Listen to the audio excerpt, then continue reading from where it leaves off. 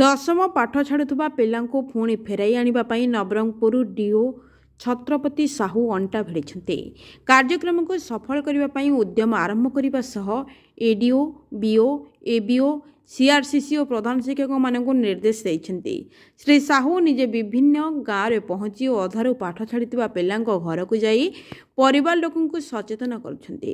ଏଥିସହ ଗାଁଗୁଡ଼ିକରେ ସନ୍ଧ୍ୟା ସମୟରେ ସ୍ୱତନ୍ତ୍ର ଭାବେ ଆସ ସ୍କୁଲ ଯିବା କାର୍ଯ୍ୟକ୍ରମ ଆୟୋଜନ କରି ଅଧାରୁ ପାଠ ଛାଡ଼ି ପୁଣି ବିଦ୍ୟାଳୟକୁ ଫେରି ଆସୁଥିବା ପିଲାଙ୍କୁ ସମର୍ଦ୍ଧିତ କରି ସେମାନେ ପଢ଼ୁଥିବା ସ୍କୁଲରେ ଆଡମିସନ କରାଯାଉଛନ୍ତି।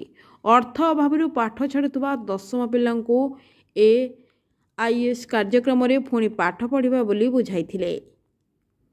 ନବରଙ୍ଗପୁର ବ୍ଲକ ଆମ୍ବଦଳା ଉଚ୍ଚ ପ୍ରାଥମିକ ବିଦ୍ୟାଳୟର 20 ଜଣ ପାଠ ଛାଡ଼ିଥିବା ଦଶମ ପିଲାଙ୍କ ଫର୍ମ ପୂରଣ କରାଇବା ସହ ସେମାନଙ୍କ ପାଠପଢ଼ାରେ ଶିକ୍ଷକମାନେ ସହଯୋଗ କରିବେ ବୋଲି ଡିଓ କହିଥିଲେ।